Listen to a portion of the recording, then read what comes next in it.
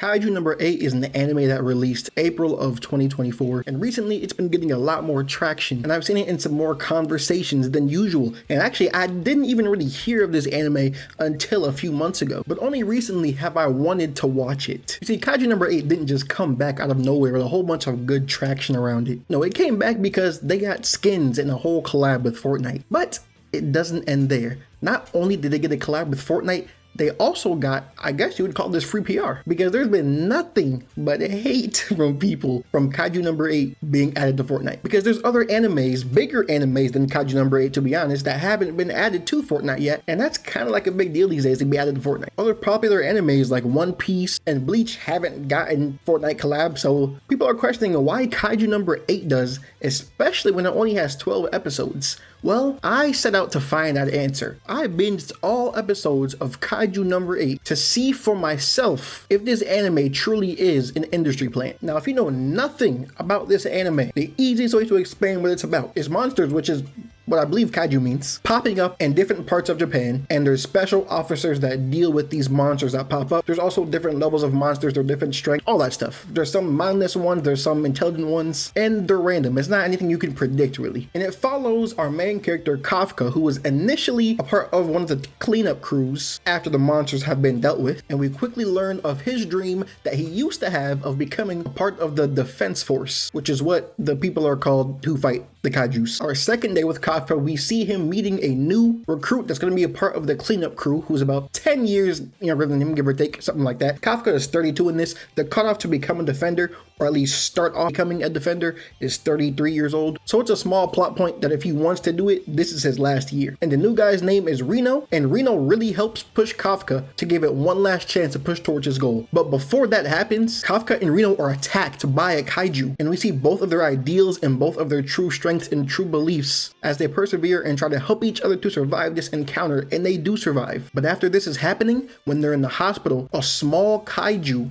goes up to Kafka, and if I remember correctly, it says, "I found you." It then jumps down his throat while he's in the hospital next to Reno, and Kafka then becomes a kaiju himself. He becomes the very thing the entire world hates. He became the very thing he's trying to protect others from. And pretty much the first season is him becoming a part of the defense force, him and Reno, and both of them trying to keep his powers under wrap as much as possible, but he goes through some troubles along the way because sometimes he's forced to use his abilities in order to save his comrades' lives. And if you've watched some anime, if you're a seasonal anime watcher, you know, maybe a veteran anime watcher, and you're interested in watching Kaiju number 8, and maybe if the way I explained it isn't enough for you, pretty much if you like Fire Force or if you like My Hero, you'll like Kaiju number 8. I couldn't help but continuously make comparisons to Fire Force especially. It's so similar. Fire Force, you have the Fire Force, obviously, and there's different divisions and companies in the Fire Force, and you have their captains and lieutenants and different people with different abilities on those squads fighting these monsters.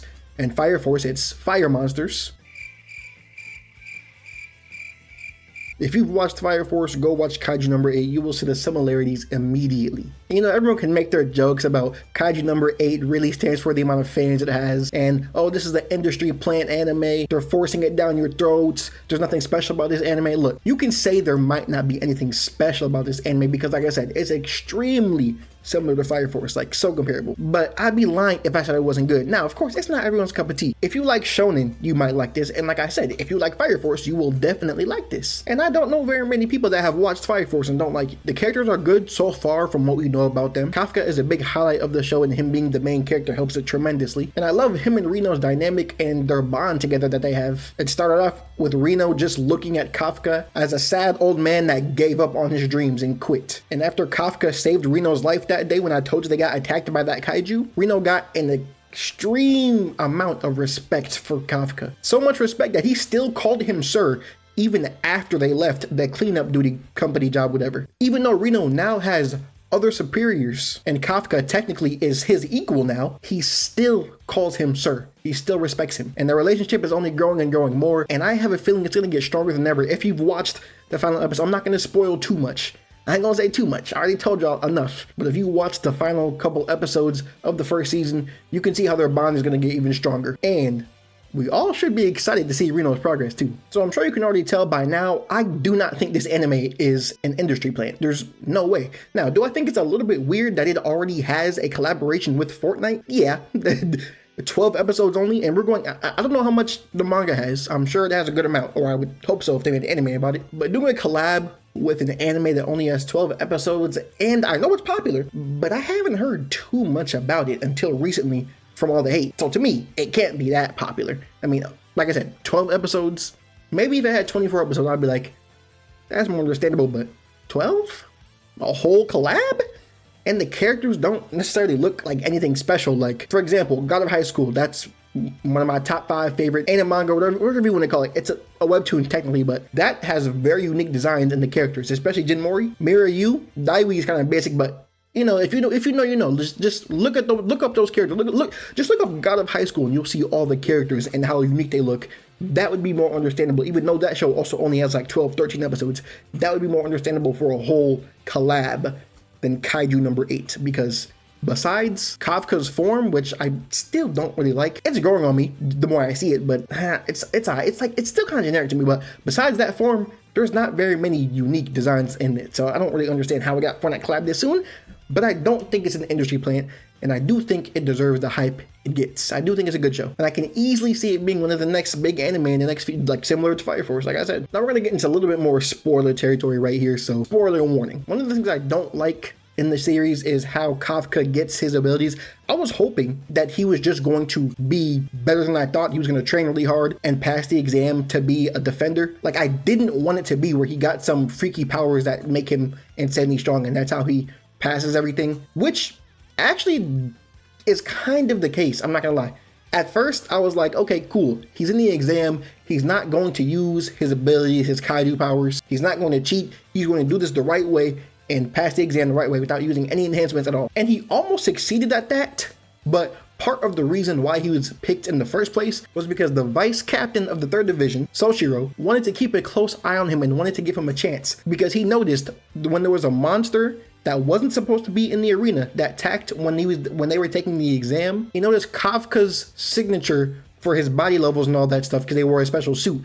He noticed that depleted and disappeared completely, and right after he disappeared, another Kaiju signature, which was him, appeared at the same time. So he wasn't fully sure what that connection was yet, but he felt like there was something with him. So I think that's mainly the reason why he picked him on his team. Kafka also did do good by himself without any enhancements. Since he worked so long on the cleanup crew and all the monsters and stuff, he knew a lot of the monsters' weak spots and what to do to hurt them and damage them, and just how to make it easier for the team to take down their targets. He was pretty much running around as a support, giving vital information and helping the people that did have the firepower to take everyone down.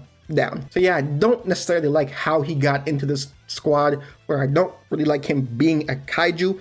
I would have hoped it was some other ability or power that he was able to get. I don't know. I don't like him. I didn't like it at first. I mean, I understand it more now. It makes more sense with the story and how the story is unfolding, but still, I don't, you know what I'm saying? Going on to something else I don't fully understand is how their abilities work, because everyone in the different divisions, they wear this special suit that pretty much tells them a percentage of power that they have, or power they can use from the suit, and the suit gives them extra durability. I think it allows them to jump higher, move faster, and all that stuff. I think it allows you to even stand on some walls and stuff, because a contestant who's supposed to be the top one in the class, and her name is Kikoru, I think. She was like standing on the side of walls and stuff in buildings and shooting kaijus. But it's a suit that allows you to do all these things, and the higher percentage you have, the more you can bring out of your abilities. For example, the captain of the 3rd Division, the way she uses her suit and her abilities is she has a huge gun that she can have, and she has a lot of firepower, and she's the main person they call to handle the huge kaijus. Because like I said, there's different kinds. There's smaller ones, there's bigger ones, there's humanoid ones, and there's some that can go from humanoid form to a giant kaiju form. Think of like Power Rangers getting into their Megazord. But yeah, that's something I don't fully understand yet. The way I understand it is the suit allows them, based on the percentage they can bring out on the suit, that's how much firepower they have, and they can turn that firepower into different abilities. Also, people ranked vice captain or captain, they get tailored their own special weapon because of how much power they can use and how much power they have. So like I said, Mina, which is the captain of the 3rd Division, who we also find out to be Kafka's childhood friend, like they grew up together and they wanted to go into the defense force together and stand next to each other and fight and be rivals and all that stuff. We don't fully know the reason why Kafka didn't get in. I don't know for some deeper reason, or if Mina was just always better than him at this stuff. I'm sure we'll find out more in the future though. Like I said, Mina, she has a giant gun that she uses that packs a lot of firepower. And the most we've seen Mina be able to use is 96% of her suits. And that's the most we've seen anyone use. Her vice captain, Soshiro, he's used, I think, 92%. I think that was his max he's used. And whereas she has a giant gun and her specialty is taking down the giant kaijus, Soshiro uses 2 blades and has different forms and different things he can do with them. When I say forms, I don't mean actual like transforming. I mean like, think of like breathing forms from Demon Slayer. He has a wild cut one where he swings forward and there's a whole bunch of wild cuts and a bunch of cuts appear on someone. Seems like he has one that does a lot of like electricity damage. You know, he just has different forms. And similar to Bleach, because you know, Bleach is the blueprint. They have to have special permission to use their limiters. Like they have to have special permission to go above a certain level on their suit. And now think about it, there is more similarities in Bleach also. Dang, I just made a video a few months ago about how Bleach is the most influential anime from the big 3. And I'm just seeing it again. Dang, I'm good. Yeah, nah, think about it. Yeah, the vice captain and captain thing, having to ask permission to have their levels boosted so they can fight at their max potential. That's the same thing as Bleach. Dang, I'm good. I'm making these connections. I'm sure there's more connections I can make. And low-key, I might make a video on that. You know, that's a good idea. Good job, Ellington. And remember that prodigy girl I told you about, Kikoru? Well, her father is actually the general of the entire defense force. And you see later how strong he is, and he is really strong. She actually got special permission to get her own weapon crafted. And you remember how I said only vice captains and captains get a weapon tailored to them and their abilities? Yeah, well, she's so good that they gave her an exception. You know, everyone else in the class is hovering around 30% or lower right now. And the vice captain, Soshiro, did say that most people cap out at around 30, between 20 and 30, and never go any higher. But he said all of them have the potential to go higher. And Kikoru is one of those people because she is able to bring up 55%. I think we've seen at her max. It might have been higher and I wasn't paying attention. I low-key feel like it was like 60 something for some reason. But I know for sure she brought out 55% at one point. And they thought it was too foolish not to give her a weapon to, you know what I'm saying, go crazy with. They can't be missing out on a lot of firepower. But to me, personally, I think no matter what level you're at, they should give everyone some kind of weapon because it's only guns you get. If you don't have your own special weapon, you only get guns. And this is one of the things I was confused with because some people work better with their guns than others.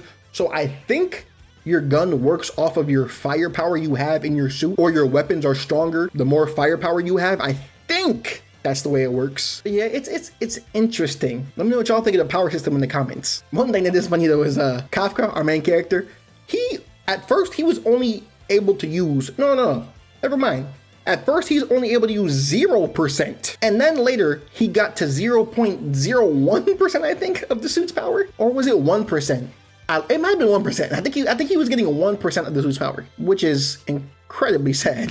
Like, you know, like I was really hoping he'd have more. Like, I didn't want him to be the best. Like, he didn't need to be the same as Kikoru. Like, he didn't need to be like that. I at least expected some solid progress. Now, the last thing I wanted to touch on is the kaijus and their potential strength. Now, once again, spoilers. All right, but what we've seen is that Kafka, since he is technically still in the divisions and they've accepted him as part of the team, he is the strongest one there. I thought there might be someone else that can contend with him, but from what we've seen in the anime, that I will not divulge, but he is the strongest one there, or he seems like it. Now, obviously there's going to be stronger monsters, but from what we know, there's not really anyone else that could contend with him. So it's going to be interesting when we finally do see some monsters or just some other characters that are way stronger than him, because it's bound to happen. You know, it's an anime. You know, it's bound to happen that there's going to be someone that comes along that's going to be way stronger. I'm actually more interested to see how much stronger the other characters around him can be. My favorite character so far, I think, is Reno actually, but my second favorite, or just who I think the coldest is Soshiro for sure. And if you watched it, you know why. Go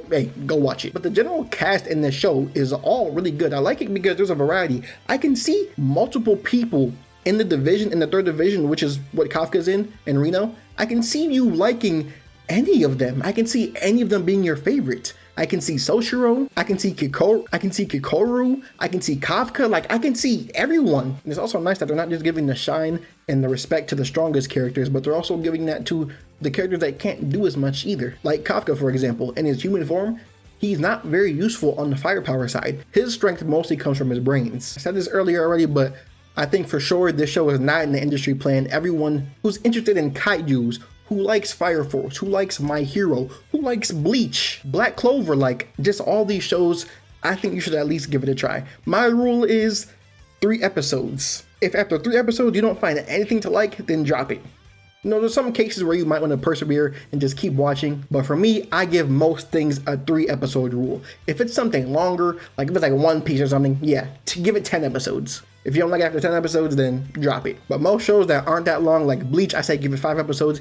If you don't like Bleach after 5 episodes, drop it. Naruto, 5 episodes, you know what I'm saying? It just depends on the anime, the pacing and all that stuff. And it doesn't have to go for only anime. It can go for any show too. That's all I got for y'all today. Let me know what you guys think of Kaiju number 8 in the comments. And let me know if you think the anime is an industry plan, if the anime is good and it deserves all the praise it's getting, or if I'm just chatting. I'm out.